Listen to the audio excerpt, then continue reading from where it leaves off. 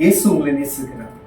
பிரியமானவர்களே, அனைவருக்கும் இனிய புத்தாண்டு நல்வாழ்த்துக்களை தெரியப்படுத்துகிறேன். இந்த நாளில் ஆண்டவர் நம்மளோடு பேசும்படியாய் வேதத்திலிருந்து ஒரு வசனத்தை கூட வாசித்து ஆண்டவர் நம்மளோடு இடைபடுகிற இந்த ஆண்டு நம்மளோடு பேசுகிற காரியத்தை பார்ப்போம். அது யோசுவாவின் புஸ்தகம் 18வது அதிகாரம் 3வது வசனம்.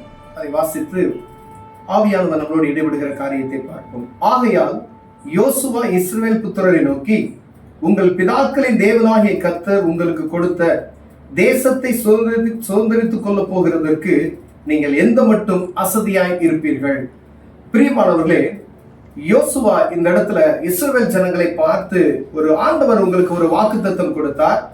அந்த வாக்கு கொடுத்த அந்த வாக்கு தத்தமான தேசத்தை, அந்த அற்புதத்தை நீங்கள் எந்த மட்டும் பெறாதபடிக்கு அசதியா இருப்பீர்கள். வாக்கு கொடுத்துட்டாரு, உங்களுக்கு சுதந்திரமாய் கையில கொடுத்துட்டாரு.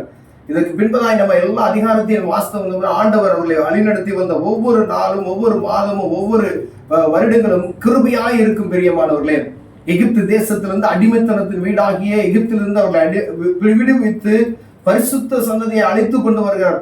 பல இடைஞ்சல்கள், பல அற்புதங்களை ஆண்டவர் அவர்களுக்கு செய்திருக்கிறார். அநேக காரியங்கள், அற்புதங்கள் நடந்திருக்கிறது. செங்கடல் இரண்டாக பிளந்திருக்கிறது. யோர்தான் பின்னோக்கி ஓடி இருக்கிறது. கன்மலையிலிருந்து தண்ணீரை புறப்பட செய்திருக்கிற அநேக அற்புதங்களை பார்த்த ஜனங்கள் பாருங்க, இந்த இடத்துல யோசுவா மீண்டும் சொல்லி, எந்த மட்டும் அசதியா இருப்பீர்கள். வாக்கு தத்தத்தை பெற்று விட்டீர்களே, ஆனா வாக்கு தத்தத்தை சுதந்திரித்துக் கொள்வதற்கு எந்த மட்டும் நீங்கள் அசதியா இருப்பீர்கள் என்று யோசுவா இஸ்ரவேல் ஜனங்களை பார்த்து கேட்கிறதை நான் பார்க்க முடிகிறது. பிரியமானவர்களே, வருடத்தின் முதல் நாள் எல்லாருக்கும் ஒரு வாக்குத்தத்தம் கொடுக்கப்படுகிறது. எல்லா சபையிலும் வாக்குத்தத்தம் இருக்கிறது, தனிப்பட்ட வாக்குத்தத்தம் இருக்கிறது. ஆனா ஆண்டவர் கொடுக்கிற வாக்குத்தத்தம், ஒரு வாக்குத்தத்தத்தை கொடுத்தார்னா அதை பிடித்து கொண்டு அதற்காய் ஜெபித்து அந்த வாக்குத்தத்தத்தை சுதந்திரித்துக் கொள்வதற்கு போராட வேண்டும். பிரியமானவர்களே, ஒருவேளை எல்லா வாக்குத்தத்தத்தையும் நம்ம வாங்கி வைத்துக் கொண்டு அதை ஒவ்வொன்றுக்காய் நம்ம ஜெபிக்கிறது கிடையாது. ஒவ்வொரு புக் பைபிள்ல ஒவ்வொரு பக்கத்துல ஒரு கார்டை வச்சிடறோம். ஆனா உங்க சர்ச்சில் ஆண்டவர் உங்களோடு பேசுவார். ஆனால் அங்கு கொடுக்கப்படுகிற அந்த வாக்கு தத்துவத்தை இருதயத்தில் பதித்தவர்களா இல்ல நீங்க தனிப்பட்ட முறையில் தேவ சமூகத்தில் அமர்ந்து ஜெபிக்கிறீங்க. அப்போ ஒரு ஆண்டவர் உங்களுக்கு வாக்கு தத்துவத்தை கொடுப்பார்.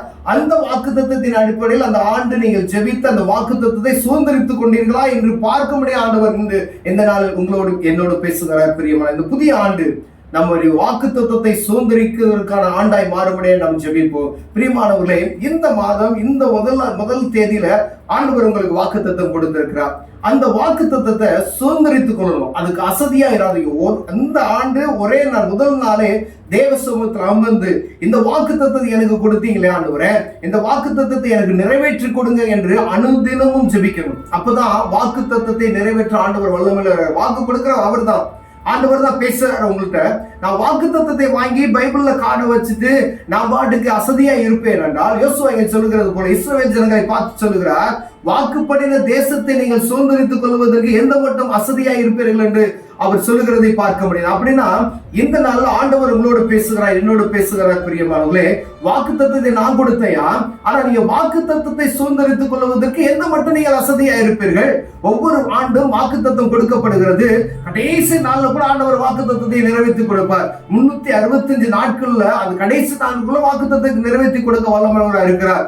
ஆண்டவர் அற்புதத்தை சொல்லிவிட்டால் அதை செய்வார். வாக்கு கொடுத்தவர் ஒரு நாள் வாக்கு மாற மாட்டார். பிரியமானவர்களே, ஆனா அதை சுதந்திரித்துக் கொள்வதற்கு நம்ம எந்த மட்டும் அசதியா இருக்கிறோம். கடந்த நாட்கள் எங்களுக்கு ஒரு வாக்கு தத்துவம் எனக்கு ஆண்டவர் கொடுத்தார். யூதாவே உனக்கு ஒரு அறுப்பு காலம் உண்டு என்று. அந்த வாக்கு தத்துவத்தை ஆண்டவர் சரியான நேரத்தில் நிறைவேற்றி கொடுத்தார். அதை என் கண்களால் நான் பார்க்க முடிகிறது. அதே போல ஆண்டவர் உங்களுக்கு வாக்கு தத்துவம் கொடுத்திருப்பார். நீ பழுகி பெருகு அப்படின்னு சொல்லி வாக்கு தத்துவம் கொடுக்கிறான்னு வச்சுக்கீங்களேன். நீங்க செய்கிற வியாபாரத்துல பழுகி பெருக செய்திருக்கிறாரா? ஏதோ ஒரு காரியத்துல யூலியத்தின் பாதையில பழுகி பெருக செய்திருக்கிறாரா? அந்த வாக்கு தத்துவத்தை என் வாழ்வில நான் சுதந்திரித்துக் கொள்கிறானா என்று பார்க்கும்படியா ஆண்டவர் உங்களோடு என்னோடு பேசுகிறார். பிரியமானவர்களே, இந்த ஆண்டு ஆண்டவர் உங்களுக்கு வாக்கு தத்துவம் கொடுத்திருக்கிறார். ஒருவேளை நீங்க தேவ சமூகத்துல போய் அமர்ந்து ஜெபித்த வாக்கு தத்துவமா இருக்கலாம், இல்ல ஆலயத்துல போய் உங்க பாஸ்டர் மூலமா ஒரு வாக்கு தத்துவம் கொடுத்திருப்பார். அந்த வாக்கு தத்துவத்தை நீங்க பெற்றுக்கொண்டு இருப்பீங்க. பழுகி பிறகு ஏதோ ஒரு வாக்கு தத்துவம் ஆண்டவர் உங்களுக்கு கொடுத்திருக்கிறார். அந்த வாக்கு தத்துவத்தின் அடிப்படையில் அனுதினமும் தேவ சமூகத்துல ஜெபிக்கணும். அப்ப ஆண்டவருக்கு அந்த வாக்குத்தத்தம் கொடுத்தீங்களா ஆண்டவரே, இந்த வாக்குத்தத்தத்தை எனக்கு நிறைவேற்றி கொடுங்க அப்படின்னு சொல்லி, அப்பதான் தடைகள் எல்லாம் மாறும். வாக்குத்தத்தத்தை மாற்று ஜெபித்து விட்டு நான் எப்படி நான் வாழ்வேன் என்று சொல்வோமா? ஆனால் இங்க இஸ்ரவேல் ஜனங்களுக்கு ஆண்டவர் வாக்குத்தத்தத்தை கொடுத்தார். பிரியமானவர்களே, வாக்குத்தத்தத்தை பெற்றுக்கொண்டவர்கள் அவர்கள் வழியில வருகிற இடங்களெல்லாம் பாருங்க, முறுமுறுப்பு, இடைஞ்சல்கள், ஆண்டவருக்கு விரோதமான காரியங்களை செய்து கொண்டுகிறே வருகிறதை பார்க்க முடிகிறது. அப்ப ஆண்டவருடைய கோபாக்கினே வருகிறது, கால தாமதமாய் கொண்டே இருக்கிறது. ஆண்டவருக்கு விருப்பமில்லாத காரியத்தை நாம் செய்வோமையானால் வாக்கு தத்தம் நிறைவேற காலதாமதமாகும் என்பதை நாம் பார்க்கும்படி அழைக்கப்படுகிறோம். ஆண்டவர் வாக்கு தத்தம் கொடுத்துட்டாரு. ஐயா, 1 மாசம் ஆச்சு, 2 மாசம் ஆச்சு, 3 மாசம் ஆச்சு, 4 மாசம் ஆச்சு. ஆனா ஆண்டவருக்கு எனக்கு உள்ள உறவு எப்படி இருக்கிறது? ஆண்டவருக்கு பிரியமா நான் நடந்து இருக்கிறேனா? ஆண்டவர் வாக்கு தத்தம் கொடுத்து விட்டார், ஆண்டவருக்கு பிரோஜனமாய் நான் ஏதாவது செய்து இருக்கிறேனா?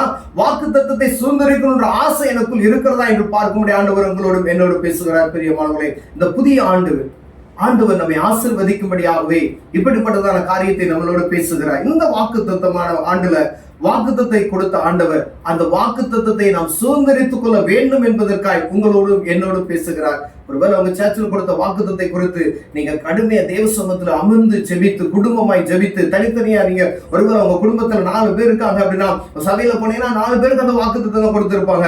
ஒருவேளை ஒருத்தர் வேற சர்ச்சுக்கு போயிருக்கலாம், அங்க ஆண்டவர் ஒருத்தருக்கு வாக்குத்தத்தம் கொடுத்திருப்பாங்க.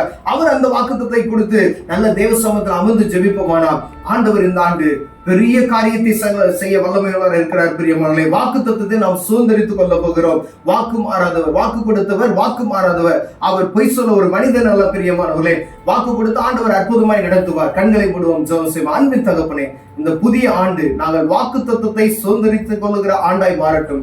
ஆண்டவரே, வாக்கு தத்தத்தை வைத்து ஒரு சமூகத்துல ஜெபிக்கிறவர்களாய் வாக்கு தத்தத்தை சுதந்திரித்துக் கொள்வதற்கு கர்த்தருக்கு பிரியமாய் நாங்கள் நடக்க எங்களுக்கு உதவி செய்யுங்க. இயேசுவின் நாமத்தில் பிதாவே, ஆமென்.